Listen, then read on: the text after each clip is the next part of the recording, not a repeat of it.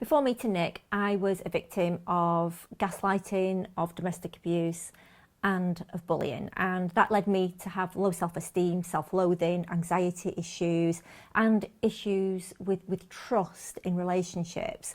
In this film, we would like to share with you some simple tips that could help you if you're in that situation. So if you are currently a victim of domestic abuse, gaslighting or bullying, or you have been in the past, we'd like to share some tips to help you. Yeah, it's never acceptable, and the first thing we'd like you to know is that it's absolutely not your fault.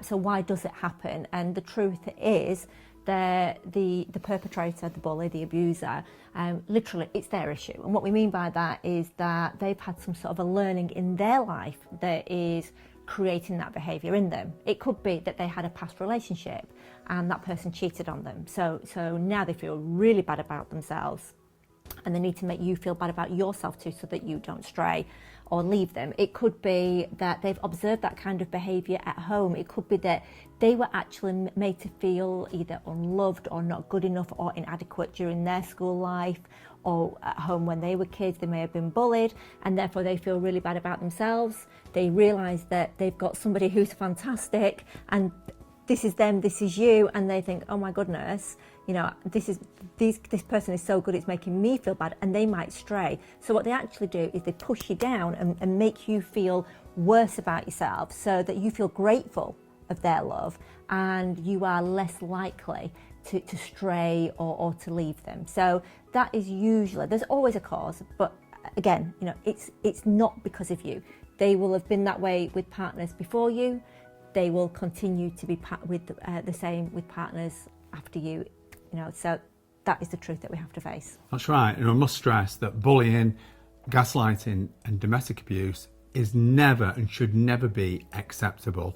And in other cases, it can be done deliberately to make you just feel less confident about yourself and less likely to challenge anything that they do, and also less likely to leave them. Yeah, sort of kind of to manipulate you to accept them and to love them through fear. And you know, the sad truth is that they won't change.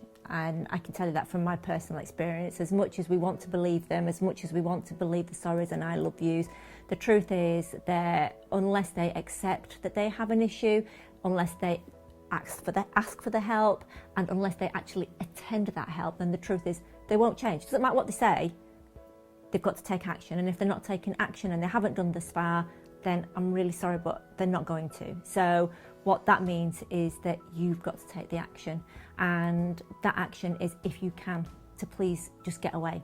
And I know that what you're thinking is, oh, but, and because I've been there, I know how it feels. It's like, yeah, but they didn't really mean it, or you know, but how am I going to manage? And oh, but I can't cope. You know, I can't leave them, because you kind of feel sorry for them as well, because when they're sort of being sorry, they're very quite pitiful. However, please do try and just get away. Give it a go. Just try and get away, speak to somebody. There are some incredible charities. In the UK, there is Refuge, there is Women's Aid, and there is a National Domestic Abuse Helpline that you can ring just to speak to somebody, just to help you to realise that what you're going through isn't acceptable and that you will survive. You survived before you ever met them, so you will survive after you've left them too. You've got to base your relationship on their actions, not their promises. So talk to family and friends, someone that you trust, maybe your GP, and maybe have a keyword, a safe word that you can give to a friend if you ever feel in threat. Yeah, and I do, like I say, I do sympathise, because I do know how it feels, and I do know how you are so manipulated to believe that you can't live without them. And it's only when you get away and that you're flying again and you have that freedom that you realise just how good it feels. And like I say, all I can say to you is do please give it a go. Now, if the person that you're with is actually not physically abusive, but they are through their words and actions, then you know, you could try speaking to them. You could try and explain to them how you feel. You could try and go to therapy together, to couples counselling, but it's really important that you deal with them in a different way. So however you're reacting now, try something different. Don't act in anger. Don't act by crying and bursting into tears. Be firm, like a parent would be, and just tell them that's unacceptable. If you wouldn't speak to your mother like that, if you wouldn't speak to your best friend like that, then you don't speak to me like that. It's entirely unacceptable. You can try that first. But again, you know, if it doesn't change, they don't accept that there is an issue, then the truth is they may not want to change. And what I also must point out is that if that's who they are, they might not want to change. They might think that they're great the way they are, but if it's not great for you, then you deserve to have a life that you deserve. You deserve to be loved, you deserve to be respected, and you deserve to be treated like, you know, like you're amazing, because the truth is you are. If there's violence involved, please speak to the National Domestic Violence Helpline, because their support workers can help you understand what you're going through. They can give you a different perspective on it. They can also, if you want, they could also help your partner as well and try and do what they can do to resolve this. But please do not stay in a situation where you are suffering any form of violence, either physical or mental, because you should not be in that situation. No, you absolutely shouldn't. You know, the fact is that, again, you know, you should be loved and respected and treated well.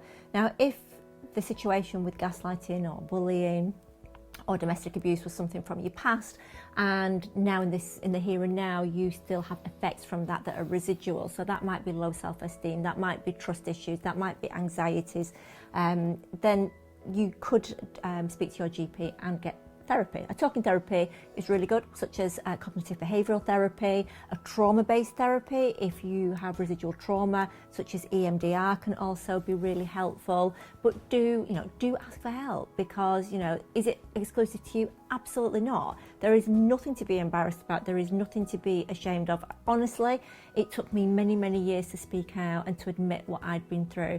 And only when I spoke out did I literally feel like this weight was lifted off my shoulders, and I stopped carrying that burden and I let it go. So speaking out, talking, asking for help is definitely the step forward, whether that's something that's happened in the past or is happening to you now. Do take a look around our channel as well, and in particular, what we'd love you to concentrate on is appreciating how amazing you are.